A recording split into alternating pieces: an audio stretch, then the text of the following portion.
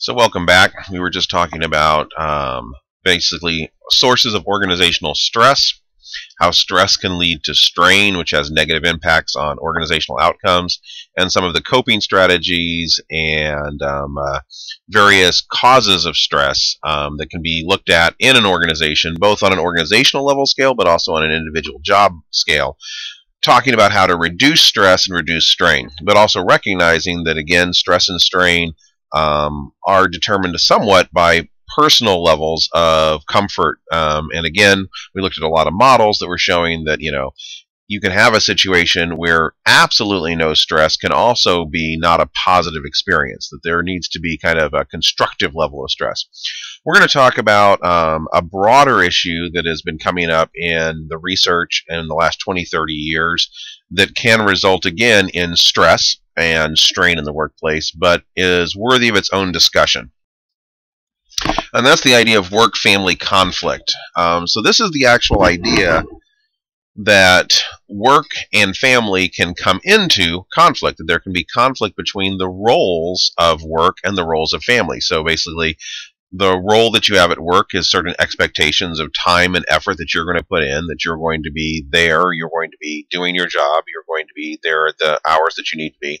But you also have family roles that are expected. You have relationship roles, you have family obligations, and that when these come into conflict, that can result in a relatively large amount of stress and strain. So work-family conflict, or WFC, exists when work and family domains do not fit well and one role has a negative effect on the other. So work-family conflict is when your work role is negatively impacting your family role, or your family role is negatively impacting your work role. And when there's this conflict, it needs to be resolved. It is considered to be a bidirectional concept. In other words, the idea here is that we draw comfort and security and self-esteem and self-efficacy from both roles, both our work roles and our family roles. And therefore, either of those can influence the other. Kozik and Ozaik in 1998 found that high levels of work-family conflict was associated with less job satisfaction, an R of negative 0.31, and with life satisfaction. And again, that shows that idea of this bidirectional nature, that when you're experiencing conflict between your work roles and your family roles, it negatively will impact both. That you'll be less satisfied with your job, but you'll also be less satisfied with your overall life satisfaction, which includes family. So the conceptual model of work-family interface is a little bit different at this point than some of the other ones we've looked at. So work-family conflict, the first thing we have to look at is that middle box, the yellow. So this can be either a positive or a negative. So work-family conflict is when either work or family is conflicting with each other, resulting in a negative impact on either one or both. But there's also work-family enrichment, where the positives both in your work role and your family role basically spill over on top of each other to make both better. So a good example of that bottom one, work-family enrichment, may be that you are very satisfied with your work.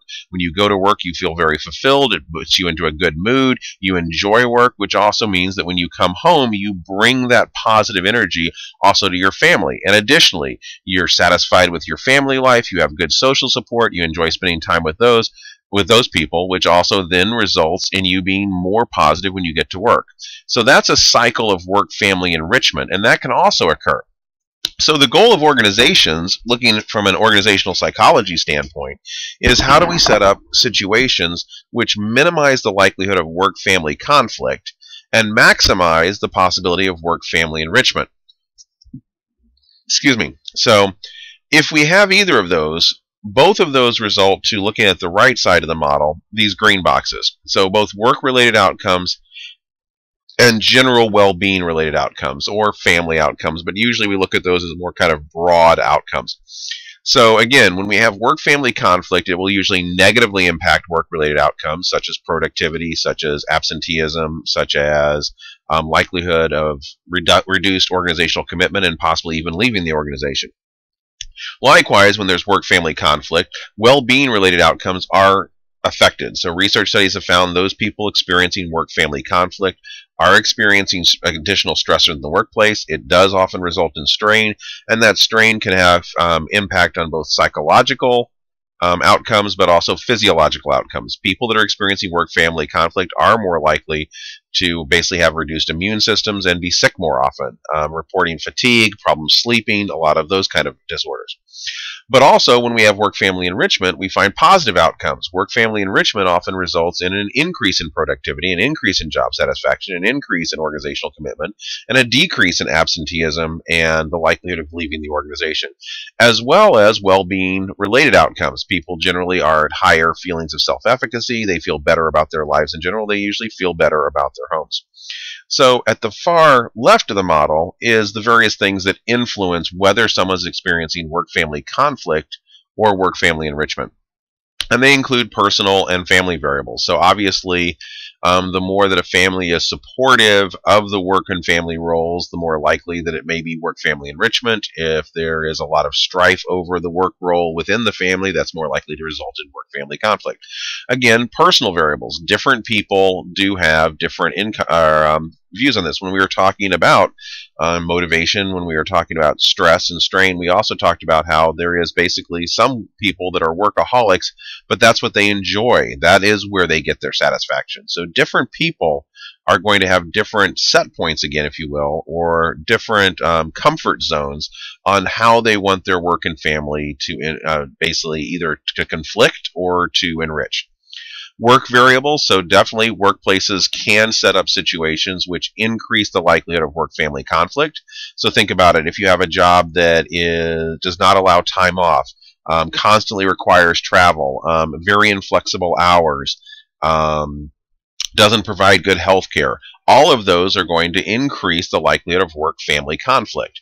So in that situation, if someone does need to leave for work to go and deal with a sick child, they wouldn't be able to without possibly losing their job. So that would cause work-family conflict.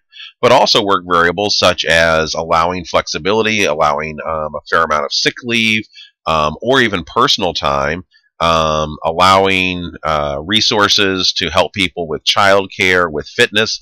All of those would be variables that would likely lead to more work-family enrichment.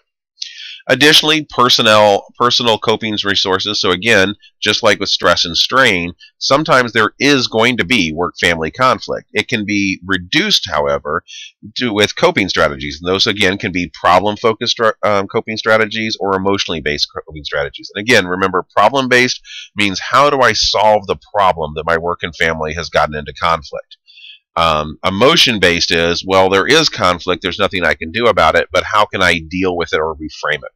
And finally, organizational coping resources. So again, this isn't work variables themselves, but the organization itself providing coping strategies, possibly training on how to deal with these kind of interchanging roles, and even being aware that these are an issue in the modern workplace. So, like I said, work-family conflict has mainly been viewed as a problem in the workplace that we want to reduce, but we also want to focus on the idea of work-family enrichment, which occurs when attitudes and behaviors have positive carryover from one domain to the other, again, bidirectional, and this is often referred to as the spillover model. And the spillover model can refer to both positive and negative. It basically means that our successes or our positive or negative feelings in our work roles and our family roles do influence each other. Now, research has actually found that, generally speaking, this does explain how most people respond to work-family conflict. That if you're experiencing conflict between your work and family, it's usually going to have negative effects on both your work and family. It should be noted, however, that some people actually draw very much satisfaction from their work if there's problems in their family, and likewise, some people, if there's problems in their work, will draw heavily from their family to make up for this. So there's also can be kind of a trade-off model. Research does indicate that that work-family enrichment is positively related to physical and mental health, job and family satisfaction. So again, when someone reports that they have positive attitudes about their work and family, and that both of these then spill over onto each other, resulting in positive physical and mental health. It's also negatively related to problem drinking and depression. So again, people that are experiencing work-family enrichment, in other words, they feel that not only is their work and family not in conflict, but their role at work makes them better when they're with their family, and their role in their family makes them better when they're in work. We also find a strong relationship with them being less likely to problem drink and also less susceptible to depression.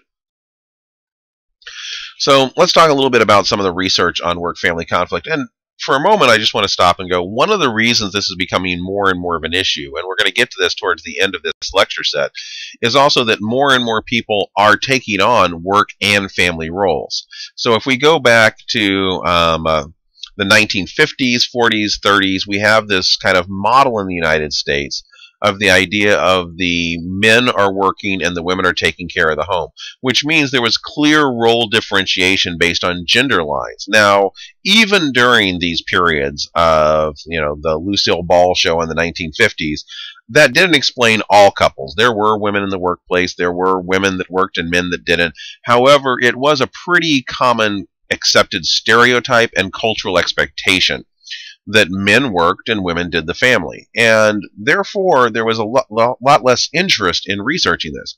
As more and more women are working, as more and more dual income families are now existing, where both men and women work, this issue of work and family conflict has become a fairly large issue for women entering the workplace, because they're actually kind of bucking cultural trends and expectations that are still somewhat prevalent in our society. But also for men, who may not be expected to juggle the both, but definitely will find that there's an expectation, especially within their families, that they are now also expected to be juggling these two issues. So work domain variables, job involvement, job stress, influence work interfering with family. So we can basically break down work-family conflict into two directions. It is bidirectional, but is it work interfering with family, or is it family interfering with work? So work domain and domain variables such as job involvement and job stress. So the higher the job stress is, the more likely work will start to negatively impact family. And also the more someone's involved with the job. And this includes both emotionally, physically, also time-wise. That also tends to lead to a larger chance of the work interfering with the family. And this generally finds that people in this situation, most of the negative effects are going to be happening at the family satisfaction level. In other words, that spillover is going to be negatively mainly affecting the family. Family domain variables influence family interfering with work conflict, which impacts job satisfaction. So again, if there's demands of the family, so family domain variables means impact or input from the family demanding more time. And in that case, now family is interfering with work. And this usually will impact the work at this point. So work interfering with family is when the work domain is interfering negatively with the family. Family influencing work is when, or interfering with work, is when the family variables or family domain is interfering with the work. And this usually is seen through job satisfaction and a reduction in job satisfaction. There are gender differences here. Work-family conflict is not significantly related to career satisfaction in men. In other words, men generally are not necessarily experiencing their family influencing their work. We find that they're more likely to have their work influence their family. However, but it is related for women. So women are more likely to experience the family domain variables influencing their work or job satisfaction. Now, it is also interesting that as we look at older populations, older men suddenly start to find these relationships again, where work-family conflict does start to become a significant predictor of how satisfied someone is in both domains. So, organizations and work-family conflict. So, the 2002 National Study of the Changing Workforce found that supportive work and family culture results in less work-family conflict and stress. So the idea behind here is there's two main ways to influence or reduce work-family conflict. The first one is an organizational solution, and it is a supportive work environment. It's basically making sure the work domain is aware of the dual nature of work and family and is providing support to make sure that there is less conflict. Not no conflict, but less conflict. In addition, the other way to look at it is how the family culture results in less work-family conflict. In fact, it's kind of interesting because a lot of the research that's been done on basically work-family conflict has been very much focused on Western and specifically United States working families. Research that's actually looked at collectivistic cultures often find that if there is a very strong family culture supporting someone working hard and being at work for a large period of time, we find situations that would almost always result in work-family conflict in a Western United States kind of centric working family that doesn't result in work-family conflict within those collectivistic cultures. So that family culture does matter. Does the family expect the person to be putting time into the family as well? And that's more likely to lead to work-family conflict. Research has found that organizational and supervisory support for family life were related to key stress and strain variables. And again, this is showing that if an organization or the supervisors in an organization try to provide some support for family life or a recognition that they need to restructure the job in a way that allows someone to not come into conflict between their work and family as often, reduces stress and also reduces strain. Another study found that telecommuting does reduce work interfering with family, but actually was found to increase family interfering with work. So again, there's kind of a delicate balance here that both roles are important, and organizations need to figure out how to set up a structure to reduce the likelihood of work-family conflict, increase the likelihood of work-family enrichment, but also recognize that both influence each other. Work-life support offered by organizations. So traditional benefits can include child care benefits, elder care benefits, flexible work arrangements, and leave time off policies. So let's just take a look at those for a second. Child care benefits, so basically, is there at least some kind of benefit or help for people to actually be able to do child care? More and more families are now experiencing where they're having to take care of elder family members. So this is, again, a traditional benefit would be, again, some kind of package that allows them to help with that. One of the big ones is flex time or flexible work arrangements. So again, having some flexibility in when you do your work, when you come in. Often will there still be a set amount of hours you need to work, but flexibility has been found one of the easiest ways that organizations cannot lose any work time. So family isn't negatively influencing work. But if you allow people to have flexibility in when they work, it allows them a lot of opportunities to take off time or rearrange their schedule to meet their family obligations. And finally, leave and time off policies. More non-traditional benefits that we're starting to see is convenience benefits, health promotion benefits, educational assistance benefits, housing assistance, group purchase programs. And the book talks about a lot of these. Basically, again, it's just kind of showing different tools that organizations are looking at in order to be able to provide that support for work-family conflict. So let's take a few looks at family-friendly benefits and overview. So family leave policies. The Family and Medical Leave Act in the United States basically says that organizations have to provide up to 12 weeks of unpaid time off to someone if they are in need of medical need or a family member is in medical need. However, a lot of people don't take advantage of this, and those that do, many of them will cut the time short because they simply can't afford to not work that long. Various states have changed this, and many organizations, and there's lists of like top 100 organizations to work with, and a lot of organizations that are on those lists have much more advanced and supportive family leave policies. Child care benefits. So a major predictor of absenteeism and reduction in productivity is problems with child care.